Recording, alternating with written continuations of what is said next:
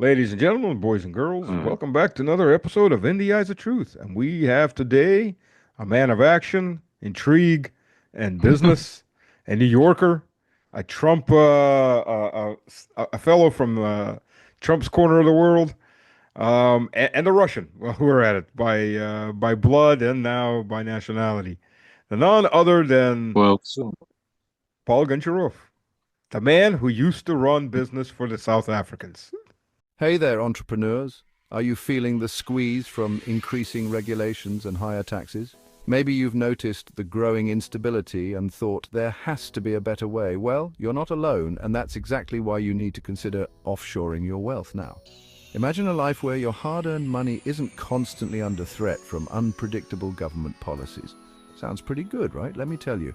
It's not just a dream, it's a smart strategy. Here at Exit Strategy, we specialize in helping entrepreneurs like you protect and grow their wealth. We navigate the complex world of international finance so you don't have to, from setting up offshore accounts to advising on the best countries with favorable tax laws. We've got you covered. Now, I know what you're thinking. Offshoring sounds risky, maybe even a bit shady, but the truth is many savvy business owners are already doing it. It's not just about dodging taxes, it's about creating a safety net for your future. Imagine diversifying your assets across multiple jurisdictions. When one country faces economic downturns, your wealth remains secure. Think of it as an insurance policy against the uncertainties of life. And let's not forget, having a portion of your wealth offshore can open up opportunities for international investments. You're no longer limited by the economic climate of a single country. You can tap into booming markets around the world, maximizing your returns. But here's the kicker. Time is of the essence. With increasing global scrutiny and tightening regulations, the window for easy offshoring is closing fast. The sooner you act, the better positioned you'll be. So why wait? Protect your wealth, secure your future, and explore new opportunities with Exit Strategy.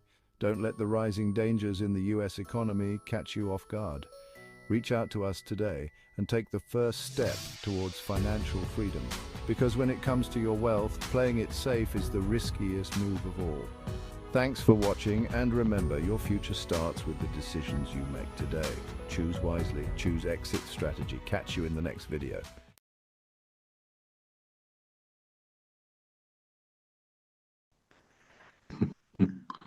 any of that. Hi, Stanislav. So, what are we going to talk about today? Oh, what are we going to do today? We're going to plan to take over There's the world. nothing What do we do happening every in the day? world. Um, Pinky and the In the Brain, if world. anybody remembers that cartoon. Yeah. It was, at university, we were 18, 19, 20-year-olds, and we were running back to the fraternity house to go sit down and watch Pinky and the Brain, the Animaniacs, Yeah. as adults, basically. But, um, well, what else can we talk about? But Trump and the peace talks, or kind of peace talks that are farting along slowly, going somewhere, and the Yeah. disappointment in the cocaine corner. Yeah. A little bit of coke snatched. Yeah. I want to one up the nose of either Macron or somebody. But anyway, yeah, the talks. Look, diplomacy is not part of these talks. No, I think at the end of the day, it's all about cash and perceived advantages. Look, absolutely. America's got Europe, I guess, where it wants it right now. This is totally a client group of nations. But what's missing is Russia, because Russia is a conduit for everything in the global south and Asia. If the U.S. come to some sort of economic agreements, either I mean, look, just for the sake of argument, rare earths, I mean, it's nothing. This is less than a percent of what's underground in Russia.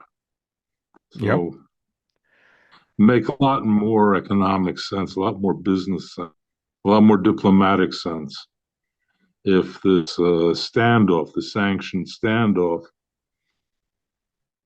that won't happen today, tomorrow, or maybe not even this year. Well, here's the question. First of all, rare earths are everywhere. I mean, they're not really rare. U.S. has tons of them in coal mine. What's it called? Not shillings. No, the coal mine. The materials that are thrown It's, out. The what? yeah, the slag heaps. Slag heaps. Yeah, right, right. The That's the giant word I was looking for. Slag heaps. But the problem is the Chinese have 80% of the world's capacity for processing these. processing. Yeah, yeah, So, like it or not, you go back to China or invest and try to hold out for the couple of years it takes to set this up. yeah. Well, now under Rosneft, there's quite a bit happening here in terms of processing, Hmm. niobium, etc., Hmm. Russian rare earths. So that's on its way. Russia has taken a national position. We're not going to be a raw materials provider, but we're going to go up the value chain. That's not just for optimizing cash flow. That's also in the national interest because Russia, surprise, uses the elements that are made out of the rare earths Hmm. within its own chip making capabilities. Yep. You know, it's not like Russia's without chip lithography machines. In fact, they're homegrown. So, okay, it's not on a scale, but look, it and is looking toward the future. Still connected? Yeah, yeah. It's there's some latency, but we're Yeah. still connected. Uh, Yeah, so that's there you very have it. true. I don't know what else to say. Look, but everything that can be thought of geopolitically and politically to not make a bridge between the USA and Russia, it's in play. Uh, Anything to bring to a quicker conclusion, the dust up the special military operation in Ukraine, it's being done. So I think we've got another year to go.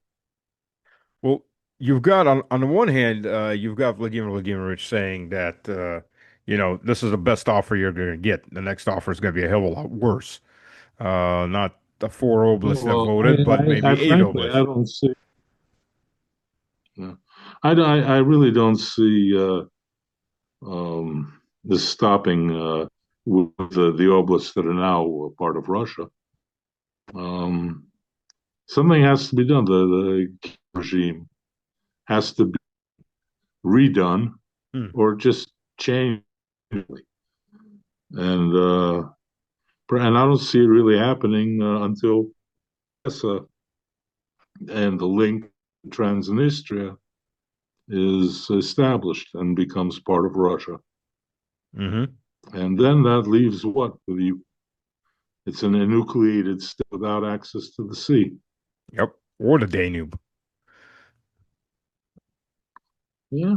So I don't know. I think that then the Europeans will rue the day that they decided to adopt this country and finance it because it's not going to be an advantage, Well, not to Brussels, not to anybody. let's assume there's not going to be a European-wide war, because I think there will be, but let's assume there isn't.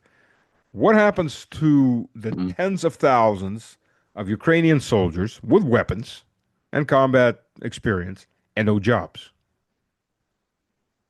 Go find work. I have no doubt. Whether it's enjoyable for anyone, that's another story. But fresh meat right across the border, Poland, Germany, France, you know, they know better than Russia. That's for sure. So Oh yeah, yeah. that's all in the realm of speculation, but it's very possible. True. Look, since the Soviet days, Ukraine has always had a good reputation as being a great source of weapons on the black market. True. Before this special military operation, since it broke on the Soviet Union, G's, you name it. And when people mentioned arms trade, illicit arms trade, Ukraine, good bang for the buck. You, as a matter of fact, there was an American report, I think it was in the Washington Post, if I remember correctly, that a pseudo audit, because there was never a full audit, but they're saying about a third of the tubes aren't reaching the front. We're talking 152 millimeter, I'm sorry, 155 millimeter M777 howitzers. We're talking Paladines aren't reaching a third are not reaching the front. I mean, that's not something you throw in a trunk. It's a freaking 155 millimeter howitzer that you strap onto a truck and you drive away. But they're not reaching the front, so they're going somewhere. Well, that's somebody's by circuitous someone's retirement. Yeah. So what do you think the I guess the best way to say, well, I don't know if we say economic, but the business outlook between Russia and Europe. Anything that's ever going to come back, or is this basically a full divorce? Well, it's a full divorce now, but they have no choice. Europe will have to come back to Russia one way or another. This year, next year, 5 years, 10 years. But look, you just look at the internal requirements of the various component countries within this Brussels structure. They need energy. Bottom line, it's the beginning and the end of it. And Yep. not only energy, uh, food, you name it, infrastructure, access to the Far East, for instance, or Africa. You look at the North-South corridor, all of the rail lines that are now being built that are really covering all of the planet, excepting for the divorced continents of Australia and North America and South America. So, in fact, if you deal with Russia, you don't need ships. Yep. Cargoes delivered and cheaper. Is are there So there are a rail lot of advantages. are there rail lines that go from the U.S. down to South America? Is that something that was ever built? Well, they are. It's not this a monolithic rail line, but yeah, Mhm. yeah. There's trains. Just gotta once you get to Mexico, you gotta figure out who's going where. Central America. But there's no monolithic rail line that you can take straight down. Yeah, So you're still down to not that I shipping. know. Yeah, yeah. Because look, the Panama Canal is America's big ace in the hole. You know, so use it or lose it. But interestingly enough, not a single American aircraft carrier can fit in the Panama Canal. The smallest That aircraft carrier detail. is 8 meters too wide for the Panama Canal. Well, shucks. Yeah, they build them too damn big. Maybe BlackRock Well, will expand it. but much like this drone warfare, my theory is this, and I'm just a pedestrian. Uh, Aircraft carriers also are a thing of the past. Oh yeah. They're just a big sitting target. So, and I hope we don't ever see one being hit. It's a lot of, well, it's about 5,000 people on board. Well, we possibly have Not already that, seen them being hit by Houthi drones yeah, but that's not confirmed officially. officially, but they did have to retreat to port to get repairs. Uh, because Better from a safe military than sorry. from a military standpoint, you don't have to sink an aircraft carrier. to knock it out of business. You just have to damage the flight deck enough that they can't land or take off. Yeah. But you know, if you think about it, to operate a aircraft a carrier battle group, eh, huge expense. It's Oh, between submarines and destroyers and Aegis vessels.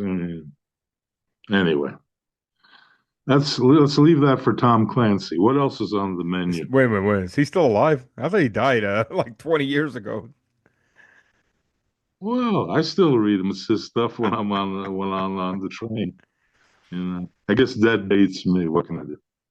Did you ever Uh, read Clancy's Dragon and the Bear or Bear and the Dragon? I can't remember the exact title. so probably I forget already. They all tend to blend into each other. That's the one where America comes saves Russia from a Chinese invasion, and the Russian army is just like these Ah, bumbling idiots that can't absolutely do anything and can't survive like first contact with the Chinese. But the Americans march a couple divisions across all of Russia to get to China in like a week and and rout the Chinese. it's us. Now we know. Now we know who wrote the philosophy of the Pentagon as regards. Well, we can see it now. It's obvious that Russia doesn't know what it's doing. You know, every day it's just when it's a 10-1 advantage in terms of well, anyway, let's not get into that. Look, It'll the drive me to Ukrainians are strategically moving backwards to catch the Russian army off guard. well, this is true strategically in reverse. Yeah, Yeah. that's hard to do, by the way. I've actually heard that from liberals. Actually, yeah, I mean, how much copium they were snorting is hard to tell, but I've actually heard that. Mm. Just like I've heard it from liberals I know in the U.S. who, while I'm on the near the front or right near or on uh, Mhm. the death road in Gorlovka, flying down in a white Ford van with drones flying around, and they're telling me, "Yeah, you're being propagandized. You don't know really what's going on." People that can barely find, I don't think they could even find Ukraine on a map. I'm like, okay, no Yeah. problem. Well, it's not as well as I do. The difference between reality and fiction. So everything I'm reading from the WAPO, Washington Post, Wall Street Journal, publications that I used to respect a great deal, now just leave me shaking my head and wondering who pays these people to write this tripe, Yeah. and worse, whose self brainwashing is allowing people to ingest this and believe to the matter of their bones that we're reading truth. Yeah. They're committing huge amounts of resources that would be better used internal, but exporting it fantasy land. So that's the tragedy for me as an American to see all that energy and effort just being pissed away. That's pretty accurate, I think. Well, if you look at, and it depends who you read, but the estimates, because there are no official figures, but the estimates on American Mm-hmm. debt spend on Iraq and Afghanistan combined runs anywhere from $5 to $14 trillion of debt.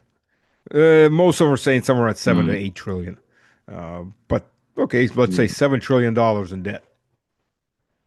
For what? Well, is to create a good platform for Big Beautiful Bill. Right? Let's see what the Senate does. But look, I think the fuse is lit. Some strange things are going to happen. I'm not excluding a black swan event based on the situation in the bond markets. If you look at Japan right now and its yen Hmm. bond situation, look, it's going to drift to the U.S. and how's I really don't see an exit. No. Well, Anything positive. well, we all know what a black swan event is, but what do you see this black swan event as? I mean, what taking what form? Well, it wouldn't be a black swan if I could guess it. But I feel that there's a real miscalculation happening between this bottomless desire of the great American consumer to keep consuming. I mean, I got a lot of friends still stateside, and regardless of what layer of society they're in, financially, they're all in debt. Oh yeah. And we're not talking federal, we're talking personal debt, and they're living on credit cards. Yep. And so, and things are looking rather uncertain right now. So when you have uncertain times, people pull in their belt. They don't go out consuming on unnecessaries. Mm. And buying that new car if you can fix for another 2 or 3 years, or 4 years, or 5. Right? And, there's a lot of little duckies in a row that seem to be struggling in terms of the economic picture within the states. And they're just going to have to print more money. Otherwise, you don't get elected. One of the problems for your term, What do you think you got of one effective year. so what do you think of the big beautiful bill? Because I've heard, well, I read that this could add another 5 trillion debt easily on the U.S. Debt pile within the next year and a Well, half. well, this is what I'm talking about. I worry about who's going to buy America's government paper to finance that. Really, who? When you have China offloading, you have Japan, the staunchest ally in the Pacific, already offloading because their Yeah, yen is cratering. yeah, very So, true. and then also, some of the congressmen, because the vote came today, and it was, I think, asked by one. I think it was 214 to 215. Oh wow. And now it goes to the Senate. And now it goes to the Senate. And we'll see what happens. But I don't see any great fun. Yeah, well, it's just like with the Terra 4. The whole Terra 4 is about. It wasn't about bringing back America business or industry to America. It was about making a panic big enough to drop to get people to run into T-bills and drop the interest rates for the 9 trillion that has to be refinanced this year. Didn't work out too Well, well, but no, but what it did is the biggest aspect of this shot in the foot is that it's alerted even the staunchest supporters of America that something is wrong here, right? yeah, Something is very, very wrong here. Can't rely on what the country says, and I mean, tariffing everyone on a blanket of 10% yeah, or 145%, it doesn't make any difference. It's like saying, all right, the whole world now owes us. oh yeah. So, Well, um, you have heard of the Mar-a-Lago then me, Accords. if I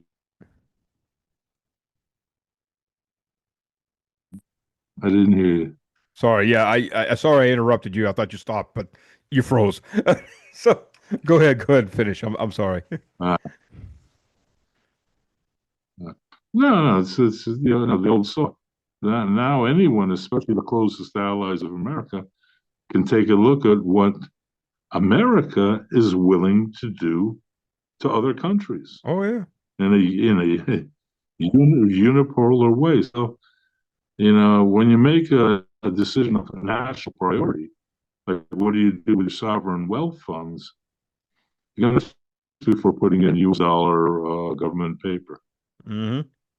Well, you heard And that applies to the table. the plans for the Mar-a-Lago Accords? It was supposed to be like Plaza Accords 2.0, right? Worse, The worse, Mar-a-Lago Accords. worse. Give it some historical context. Yeah. Uh, no, I haven't. I haven't. Well, from I what I've haven't. I don't read, know the details. the details that I've read, again, until it comes out, we don't know for Mm-hmm. sure. But what's been printed is something around the line of, we're going to cut our debt that you hold by 50%. So, you hold a trillion, you only have 500 billion. And we're no longer going to pay any interest on that for the next 50 years. But you invest in us. Give us some more money. Well, everyone gets a haircut. Oh, yeah. I don't think. That's a hell of a I haircut. don't think. I don't think that. Yeah. I don't think the creditors behind us will be all that happy. Yeah, You know. that's a hell of a haircut. Well, yeah, well, no, we're in for interesting times. We're in interesting times, Oh, yeah. and frankly, things are happening so quickly, both politically, economically, that it's very tough to get, a worldview because so many moving parts now, and everything's happening in double time. Oh, yeah. I, I agree. As a military political analyst, I mean that these different shows and the articles, I can barely keep up. I don't know if I am keeping up because it's 24/7 on I'm different not. fronts. Yeah. And I'm publishing, a news portal, Mm. Russia's pivot to Asia, and I can barely keep up with that. And we've got around 12 people contributing. You know, Where can people find, by the way, Russia's pivot to Asia? that's what it is. Russia's pivot to Asia.com. Okay, so one long Russia's pivot. Okay, so if you One want to long, read Paul's articles and the other articles in there, they're interesting for investments on a higher financial level in business level. They're definitely worth reading. There, I've pimped your. thank you very much. I've read them, Well, so they're interesting from first person point of view, personal point of view. mm, well, no, we've got academics and businessmen, but the thing is that we keep ourselves anonymous.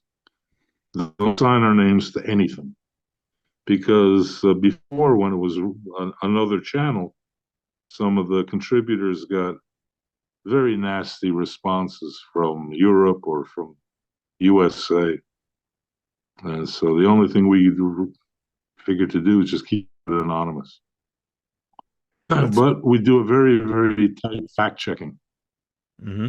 And that's as objective as we can be. But even that will come under question. Oh If it's an yeah. unpopular theme, you're leaning left or right or some indeterminate transgender situation. But wait a minute. You're all just Putin puppets or trolls, don't you know that? Hey, You're yeah, now we're cooking. Yeah, That's the standard, isn't it? That's the Western gold standard. You're a Putin puppet. Oh. yeah. Sad to say. Yeah. Yeah, I'll go in further. According to Newsweek, Hmm. I am a personal Hmm. close ally of Vladimir Vladimirovich Putin. Oh yeah, yeah. I didn't know that, You but mean apparently I go to breakfast with him. I don't know if he even knows I exist, but according to Newsweek, you golf and no, you no. golf with him in the wintertime with fluorescent golf balls? I know. uh, You've been spotted by a drone. yeah. Yeah, yeah, I learned a lot of new things about myself in that Newsweek article. It's like, oh, really? Well, apparently I'm about 15 years older than I really am because of the timeline. Just yeah, you just gonna look me up on LinkedIn and figure out my chronology. But no, no, they Journalism Tell me, is a thin thing. is the National Enquirer still being published? Yeah, they call it Newsweek these days. They've changed their name. I was about to say, where do you go to get the truth? For those who really want to know. Uh, Joe Rogan. Mm. So all wrung out stuff. Oh, I understand. Well, tell me, your buddies that are still in DC, or I'm sorry, DC, New York, in finance and in business, what are they seeing? Are they in panic mode? Do they have bright, shiny lights behind their eyes? Everything's gonna turn around, or are they look? Well, I really can't say that. Um, a lot of them have left New York. That were in the financial area. Some have gone to Florida. Um, Many have left the country, Oh, gone really? to Latin America. Yeah, Mexico, Brazil, Mexico? Argentina. Yeah. Yeah. No, Mexico is a sleeping giant, actually. It really is, Yeah. because it has a very different political construct and economic construct, and it's arms wide open for Chinese investment, for Okay. anyone who's willing to do something serious. And the workforce is, like in the States, we say, bean counters, bean eaters, or whatever. No, highly educated. Okay, not everyone, but you can't say that about the state either, right? Did you see And the they're increasing. did you see the illiteracy rates in the States these days from last year? No, I don't imagine it's stellar. 21% reads at a third grade level or below. That's like first grade level in Russia. And another 33% reads between a third grade level and a sixth grade level. That's like first to fourth grade in Russia. So 50% of the population is basically illiterate or very, very semi-literate. The free, what can I say? No. But really, it is, education is the bedrock of any nation. Yeah, absolutely. And that's something that should be, that's something that should be, and, am I going to do it or not? I mean, think about how many liberal arts degrees are out there. And, is this a focus? Yeah, it's a glorified McDonald's or Burger King. Yeah. We need specialized workers. Robots are coming, but the real plus of that is it's going to need a lot of engineers to make sure that the robots are working. Those are the jobs you aim at. The assembly line workers, they're gone, and all the dreams about bringing back the steel industry or this industry or that industry that are in WW2, some McDonald's or all these people with hundreds of women on an assembly line, doing their thing. You don't have that anymore. It's all. So I don't know what great resurrection is being dreamed up in Washington as far as bringing manufacturing back to the states. Well, we won't be able to afford whatever is spit out. And Well, if it is, it's put together by robots. and here's the question. Even if you do basic income, right? Free money for people just so that they don't starve to death. How is any society going to survive when people don't have jobs? The vast majority don't have jobs and they're bored and they're pissed off. And that is nothing. For instance, what we saw in Portland, or any one of a number of cities during that period of Black Lives Matter, etc. And I don't care what it is. But as soon as you have people that feel totally justified in just walking into a shop and making off with whatever's on the shelves, and knowing that they're not going to be punished, well, at least for the first $1,000 worth, Yeah.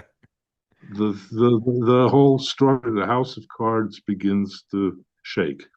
Hmm. And that leads to very sad outcomes. Yep.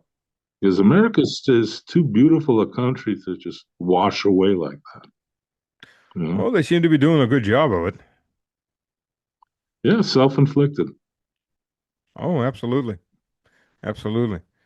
Uh, and then you've got light and um, this is gonna go on YouTube, so I can't quite say what I really want to say. Lindsey Graham, the combat lawyer, we'll just leave it at that. And his 500,000 billion million percent tariffs on anybody that does business with Russia. Never mind that you take Russian oil and gas and diesel and fertilizer off the market, and it's a collapse in America. Yeah, there's that. Well, yeah, I respect Lindsey Graham a great deal. The fact that he's still in office and he's got himself, but I don't think he's been very helpful to America by taking those positions. And what can I say? I'm just in the peanut gallery here in Moscow. Well, you're a man with a lot of experience with all of these people. Mm, I wish I had less. Yeah, yeah, I can understand that. I can makes you want to take a cold shower. Good idea. Thank you. It's very hot. Yeah, so, Outside oh yeah. 23 degrees Celsius here in Moscow. Bright sunshine. Oh, 28 degrees. 70 something Fahrenheit over the weekend. oh, So I can get 28 my is little swimming trunks. yeah. Yeah, it'll be up there. Almost 30. Yes. Put on your swimming trunks and dive into the Moscow River. Oh, you Cross your know, fingers. I mean, the Moscow River is much cleaner than the Hudson and all that, and definitely than the Somme going through Paris. But I don't think Mm, I'd go that far. I'm not that well, adventurous. Maybe the Moscow River to the north of Moscow is one thing, but definitely not around Moscow itself. anyway, lots to do here this summer. So I'm looking forward to it. Definitely, definitely. Yeah, yard work, all that stuff is. I'm out in the yard all every day for at least a little while. That's your thing. No, I'm a city boy here. Yeah. You But can't get me. You can't drag me out of this Moscow center. Yeah.